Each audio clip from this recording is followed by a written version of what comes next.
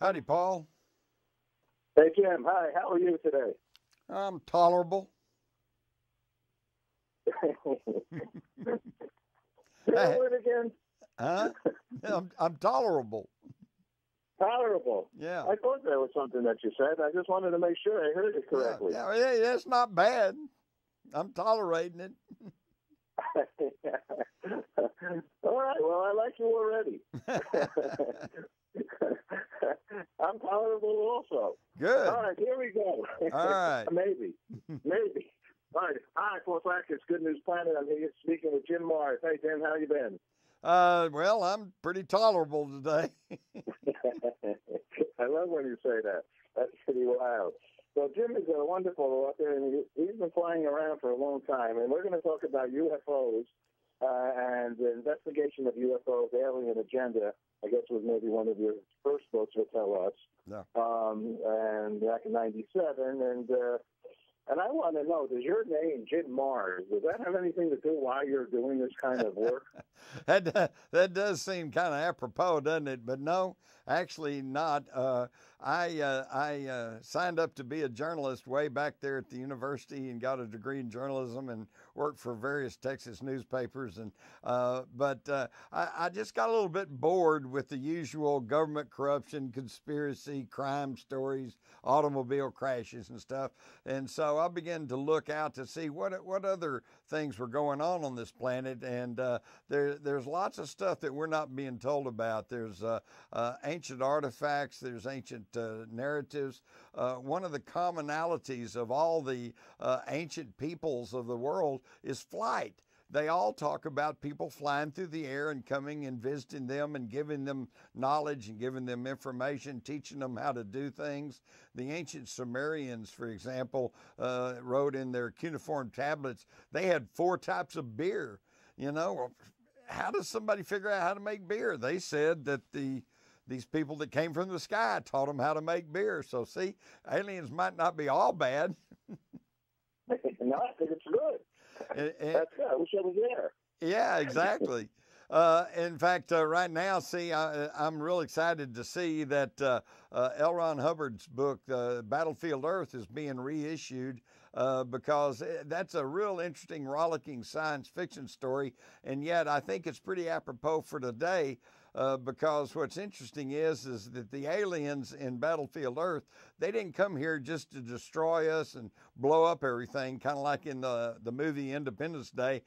They came from the Intergalactic Mining Corporation to come and strip the minerals from this planet. And oh yeah, those pesky humans kind of get in the way. And if you think that sounds far-fetched, I think Hubbard's really trying to tell us something, because if you think about the Europeans that came to the North American continent, that's kind of the same thing that happened there, right? Yep. You got something going there. So do aliens life exist? And are they, like in my backyard? Oh, I think they're here, but again, historically, we see they've been here all along, all throughout history. So I'm not too concerned about a big invasion and blowing up our cities and things like that. But I think also I have to agree with Stephen Hawking, who was kind of warning that maybe we better be a little bit cautious about, meeting people not from this planet, because you really never know whether they're good, they're bad. I use the analogy, Paul, that, you see an airliner going overhead. Well, it's full of people, but, how do you answer if somebody says, are they good or are they bad? I'd say good. I'm the good news broadcaster. There you go. Then see, all right, great. Then in your mind, they're good, and that's fine. But and hopefully they are good. But my idea is, and my philosophy is, I think you need to extend the hand of friendship, but keep your other hand on your wallet. Okay. Well, all right. You must have, you got some reasoning for that. Now, let me ask you. Tell me about so the name of the book, where you get the book. Give me some details. Give our audience some way to get to this knowledge. Okay, well, I'll give you 2 books. The one that I was mentioning, Battlefield Earth, it's really a good rollicking story about how that the Earth people that are surviving get together and throw off these alien overlords. So that's a great novel. If you want to read the facts about it, then read my book, Alien Agenda, which is, I've been told, the top-selling nonfiction book on UFOs in the world. It's been translated into about a dozen languages, and that'll give you the overview, starting from ancient astronauts all the way up to animal mutilations, abductions, crop circles, even the chupacabra. So if you want to, there's two versions there. You can read the fiction, you read the nonfiction, but both of them will get your thought processes stimulated. Ah, well, actually, I've done a bunch of stories on L. Ron Hubbard, actually, over these years, and he was definitely a forward thinker, right? I mean, they did those, I believe, it was the cartoons, and then he had all this artwork, and right. He was sort of a little bit of a Jules Verne in a different way. That's true, and see, I was reading science fiction way back there, and I was reading L. Ron Hubbard right along with Robert Heinlein, with Isaac Asimov, Arthur C. Clarke. He was one of the mainstays of early day science fiction, long before he got into all of his other pursuits. So science fiction, I think, they just had a big special on PBS on Hawking. I think science fiction right now is very, very popular. Becoming more so. What do you think? Absolutely, absolutely. Well, look at all the movies and stuff, and the Marvel comics and everything else. I mean, it's all going science fiction, except what's interesting, Paul, is that what was science fiction, say, in the 40s and 50s is now reality.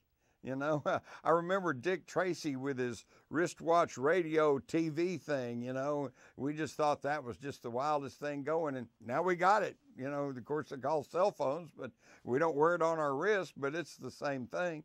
So I think we look to science fiction to tell us what's coming up in the future. You're a varied guy, though, in your writings. Besides your professional, you should be doing this interview, actually. Your book, Crossfire, was a source for Oliver Stone's film JFK, right? Yep, that's correct. And I was very gratified about that because, I was fully prepared to repudiate that film if I thought it did not come to the same conclusions that I had come to after so many years of research and study. But you have to understand, Paul, that he didn't just take my book and run with it. He had his own investigative staff headed by a very sharp lady named Jane Rusconi, and they backtracked on my book. They looked at the same documents. They even interviewed some of the same people, and interestingly enough, they came to the same conclusion. Where did your inquisitive? Well, think back, way back, the little boy time. What made you an inquisitive soul?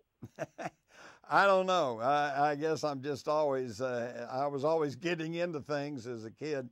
And then I think the main thing, Paul, is that I've been an avid reader.